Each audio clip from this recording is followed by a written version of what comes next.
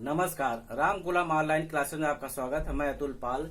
DElEd second semester के प्रथम प्रश्न पत्र वर्तमान भारतीय समाज और प्रारंभिक शिक्षा के अंतर्गत हम लोग अध्ययन कर रहे थे विश्वविद्यालय आयोग या राधा कृष्णन आयोग। इसके पहले वाले क्लास में हम लोगों ने राधा कृष्णन जी के जीवन के बारे में संक्षिप्त जानकारी प्राप्त की। आइए उसके आगे अध्ययन करें। स्वतंत्रता के बाद निरंतर उच्च शिक्षा में विश्वविद्यालय स्तर पर छात्रों की संख्या में वृद्धि हो रही थी, इसलिए उस स्तर पर शिक्षा में सुधार की आवश्यकता थी, जिससे शिक्षा में गुणवत्ता बनी रहे एवं ज्यादा लोग शिक्षित हों और व्यवस्था उच्च कोटि की हो। उस बात को ध्यान में रखते हुए केंद्रीय शिक्षा सलाहकार समिति ने भारत सरकार को एक सुझाव दिया। क्या दिया कि आप उच्च शिक्षा में सुधार के लिए अखिल भारतीय विश्वविद्यालय शिक्षा आयोग की नियुक्ति किया जाए।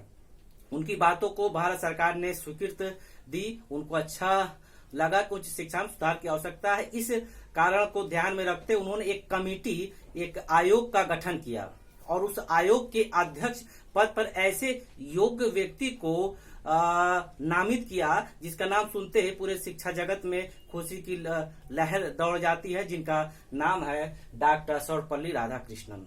शिक्षा में सुधार की आवश्यकता और शिक्षा के अनमोल रतन को यदि उनका अध्यक्ष बना दिया जाए तो फिर क्या पूछना। तो ये प्रस्ताव 1948 में ये कमेटी का गठन होता है और डॉक्टर सर्वपल्ली राधाकृष्णन अपने सुझाव को, अपने सिफारिश को अगस्त 1949 में प्रस्तुत करते हैं। इसलिए कहीं कहीं मिलता है राधाकृष्णन आयोग 1948 और कहीं कहीं मिलता है राधाकृष्णन आयोग 1948-49, दोनों सही है। 1948 में ये आयोग का गठन होता है और अगस्त 1949 में ये अपने सुझाव को प्रस्तुत करते हैं। गठन और प्रस्तुत ये दो अलग अलग सत्र आ जाता है, सन अलग हो जाता है, इसलिए दोनों 48-49 उसमें दिया रहता है। आगे देखते हैं। इन्होंने शिक्षा जगत में गहन अध्ययन किया और उसके बाद उन्होंने अपने विचारों को, प्रस्ताव को, विशेषकर उच्च शिक्षा के संबंध में अपने सुझाव को प्रस्तुत किया, जिसमें कुछ बातों पर इन्होंने विशेष बल दिया। अपने सुझाव के अंतर्गत निम्न बातों पर उन्होंने प्रकाश डाला। आइए उसकी चर्चा करें। प्रमुख सुझाव उन्होंने दिया, राधाकृष्णन ने प्रमुख सुझाव जो दिया उस पर चर्चा करें। सर्वप्रथम उन्होंने कहा शिक्षा के उद्देश्य निर्धारित हो, ये अर्थात उच्च शिक्षा के उद्देश्य होने चाहिए। अगला उन्होंने कहा उच्च शिक्षा में पाठ्यक्रम उच्च कोटि का होना चाहिए। दूसरा, अगला शिक्षकों की सेवा शर्त नियमावली होनी चाहिए। अगला, अनुसंधान का कार्य को प्रोत्साहन दिया जाना चाहिए। अगला, रोजगार परक शिक्षा की व्यवस्था हो। अगला, परीक्षा प्रणाली में सुधार हो। अगला, स्त्री शिक्षा पर विशेष बल देना। और अगला है ग्रामीण विश्वविद्यालय शिक्षा पर विशेष बल देना और शिक्षा का माध्यम इत्यादि। इन्होंने विशेष रूप से जो बल दिया, ग्रामीण क्षेत्र में विश्वविद्यालय की स्थापना और शिक्षा का माध्यम एवं परीक्षा प्रणाली, बाकी पर तो विशेष बल दिया, लेकिन इन बातों पर विशेष बल दिया। आइए उसकी चर्चा करें। पहले देख लें कि शिक्षा का उद्देश्य, यानी उच्च शिक्षा में कुछ ऐसा उद्देश्य होना चाहिए कि वही लोग उच्च शिक्षा में जाए जिनको आवश्यकता हो, सिर्फ भीड़ ना लगाए। बाकी माध्यमिक स्तर पर व्यवसायिक पाठ्यक्रम हो, जो केवल व्यवसायिक पाठ्यक्रम लेना चाहे तो उसमें जाए, और वही उच्च शिक्षा में जाए जिसको अपने लक्ष्य पूर्ति के लिए उच्च शिक्षा की आवश्यकता हो, जिससे गुणवत्ता बनी रहे। और विभिन्न प्रकार के पाठ्यक्रम हो, जिसमें कला वर्ग है, साइंस वर्ग है, टेक्नोलॉजी है, व्यवसायिक आदि होना चाहिए। जो जिस क्षेत्र में रुचि रखता हो उसी क्षेत्र में उच्च शिक्षा में जाए, जिससे संख्या भी अधिक नहीं होगी और गुणवत्ता बनी रहेगी। शिक्षक की सेवा शर्तों, यानी जो शिक्षक नियुक्त होंगे विश्वविद्यालय और महाविद्यालय स्तर पर, वो क्वालिटीदार हो, अनुभव वाले हो एवं आकर्षक वेतन हो और विभिन्न सुख सुविधा उनको दिया जाए। क्योंकि शिक्षक हैं, यदि योग्य नहीं रहेंगे, उनको अच्छा वेतन नहीं देंगे, तो वो अपने बेस्ट को शिक्षा में शायद देने से वंचित रह जाए। आगे देखते हैं अनुसंधान, यानी शोध कार्य को प्रोत्साहन देना, जिससे हमको नए नए जानकारी प्राप्त होते रहे उच्च स्तर पर, क्योंकि शोध कार्य उच्च स्तर पर ही होते हैं, इसलिए इस बारे पर उन्होंने विशेष ध्यान दिया। रोजगार परक शिक्षा, यानी व्यवसायिक शिक्षा के बारे में विशेष उन्होंने बल दिया कि उच्च स्तर पर व्यवसायिक शिक्षा हो, जिससे जो लोग व्यवसायिक शिक्षा में रुचि रखते हो वो क्षेत्र में जाएं और व्यवसायिक पाठ्यक्रम करके अपने जीवन में आत्मनिर्भर बने। परीक्षा प्रणाली में इन्होंने सुधार की व्यवस्था की। स्नातक और परास्नातक आदि स्तर पर उन्होंने कहा कि उसमें परसेंटेज तय रखा और अंतिम वर्ष की परीक्षा में उत्तीर्ण होना चाहिए और बाकी दोनों वर्ष को जोड़ करके उनका परसेंटेज निकाला जाए आदि।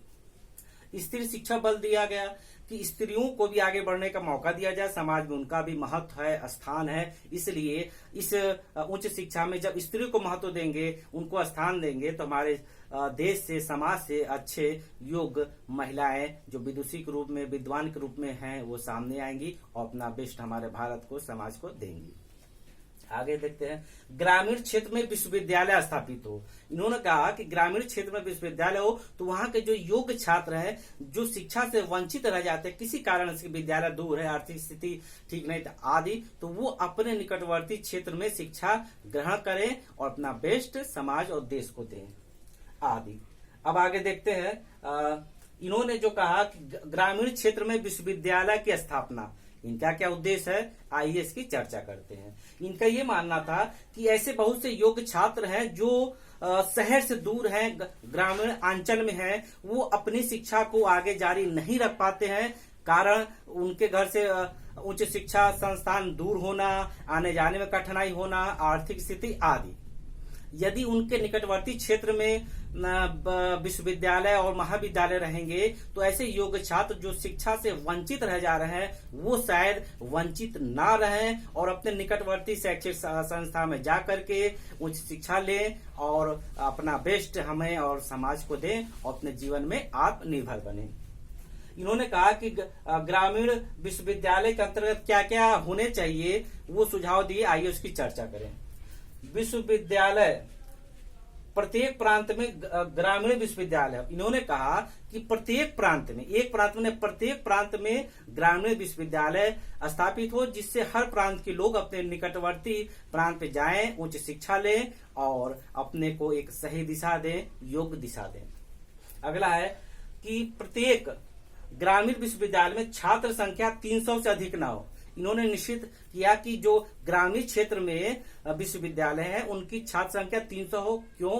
क्योंकि छात्र संख्या जब निश्चित होगी तो हम उनको अच्छे से अच्छा सुख सुविधा, पढ़ाई लिखाई और बाकी व्यवस्था को दे पाएंगे। मान लीजिए जनसंख्या अधिक है और उस आधार पर हम ले ले 1000, जब 1000 किसी शिक्षण संस्थान में छात्र आ जाएंगे तो व्यवस्था थोड़ा करने में कठिनाई होगी। इसलिए उच्च शिक्षा में वही लोग आए जो फिल्टर होके आए, जो वास्तव में उस शिक्षा लेना चाहे, और संख्या कम रहेगी तो हमको उनको बेहतर बनाने में, प्रशिक्षण देने में, शिक्षा देने में, उनको निखारने में विशेष रूप से सुख सुविधा का ध्यान में रखते हुए उनको अच्छा से अच्छा हम रिजल्ट दे पाएंगे। इसीलिए कहा गया कि छात्र संख्या 300 से अधिक ना हो ग्रामीण विश्वविद्यालय में। आगे देखते हैं विश्वविद्यालय व उससे संबंधित महाविद्यालय में टोटल 2500 छात्र हो, यानी जो ग्रामीण विश्वविद्यालय है और उससे संबंधित जितने महाविद्यालय हैं, जैसे यहाँ ले लीजिए गोरखपुर विश्वविद्यालय है, उससे संबंधित तमाम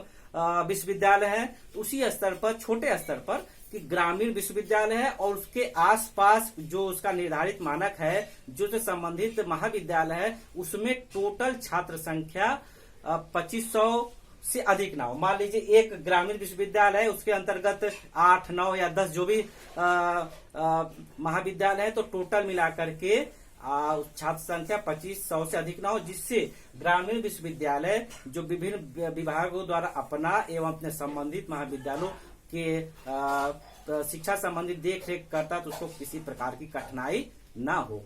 आगे देखते हैं। इसके अलावा उन्होंने कहा कि अलग अलग अध्यापक की नियुक्ति हो, अर्थात ग्रामीण विश्वविद्यालय हो या महाविद्यालय हो, सबके लिए अलग अलग शिक्षण के लिए शिक्षक की नियुक्ति हो। ग्रामीण विद्यालय में अलग, महाविद्यालय में अलग, जिससे दोनों में अपना व्यवस्था बना रहे। वरना कभी कभी ऐसा होता है कि संसाधन के अभाव में वही शिक्षा ग्रामीण विश्वविद्यालय में पढ़ा रहा है, महाविद्यालय में है तो आने जाने में दिक्कत होती है, तो गुणवत्ता शिक्षा में नहीं बनी रहती। इसलिए ग्रामीण विश्वविद्यालय हो या महाविद्यालय में हो, उसमें शिक्षकों की अलग अलग नियुक्ति हो।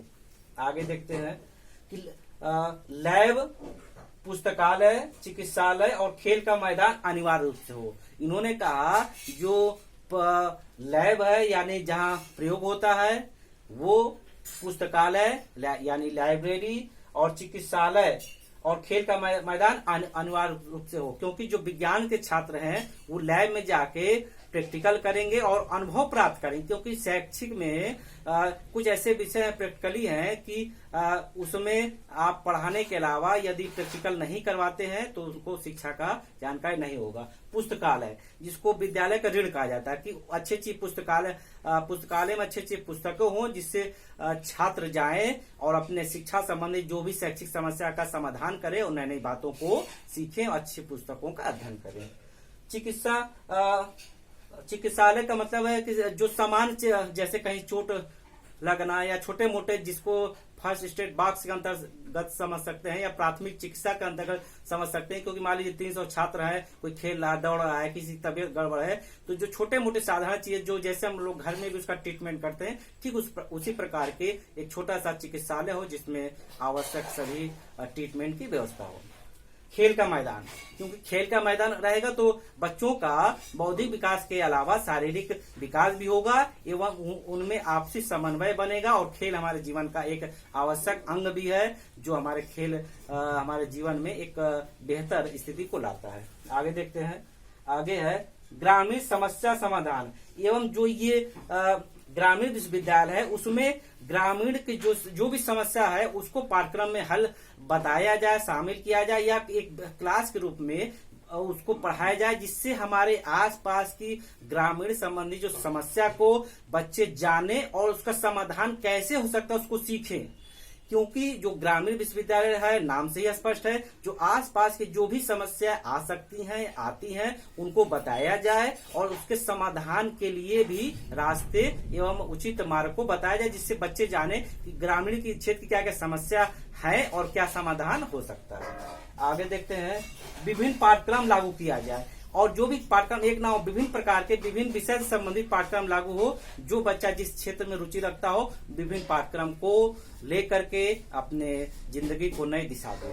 आगे देखते हैं, सैद्धांतिक और प्रयोगात्मक को 50-50% महत्व देना, यानी जो सैद्धांतिक है, जैसे कोई विषय है सैद्धांतिक रूप से पढ़ाया जाता है और प्रैक्टिकल दोनों में बराबर महत्व देना। ऐसा ना हो कि सैद्धांतिक पर ज्यादा महत्व दिया जाए, जैसे मान लीजिए सप्ताह में 6 दिन पढ़ाई होती है तो 4-5 दिन पढ़ाया जाए और 1 दिन लैब ले जाया जाए तो शायद उसका उतना महत्व नहीं होगा, जबकि बराबर बांटा जाए। सप्ताह में मान लीजिए 6 दिन क्लास चलता है तो 3 दिन पढ़ाया जाए, 3 दिन प्रैक्टिकल करवाया जाए, यानी 50-50% का महत्व दिया जाए, जिसमें बच्चों को जानने समझने सैद्धांतिक रूप से और प्रयोगात्मक रूप से जानने समझने का मौका मिलेगा। अब इसके यहाँ तक हम लोगों ने अध्ययन किया। इसके आगे क्लास में हम लोग जानेंगे शिक्षा का माध्यम एवं परीक्षा प्रणाली के बारे में। आइए हम लोगों ने क्या सीखा उसका अध्ययन करें। हम लोगों ने आज जाना कि राधा कृष्णन आयोग का गठन कब हुआ? 1948 में, नवंबर 1948 में। और ये कब अपना प्रस्ताव पारित किए या प्रस्ताव को दिए? अगस्त 1949। इसीलिए कहीं 1948 देता है, कहीं 1948-49 दोनों देता है। दोनों अपने तरीके से सही। एक 48 में इस आयोग का गठन हुआ और इन्होंने सुझाव दिया 1949 में। इन्होंने किस बात पर विशेष बल दिया? ग्रामीण शिक्षा पर बल दिया, शिक्षा के माध्यम पर बल दिया, स्त्री शिक्षा पर बल दिया और परीक्षा प्रणाली पर बल दिया, पाठ्यक्रम पर बल दिया, व्यवसायिक पाठ्यक्रम पर बल दिया आदि। इस प्रकार आज हम लोगों ने इनके बारे में इतना अध्ययन किया और इसके आगे का अध्ययन अगले क्लास में करेंगे।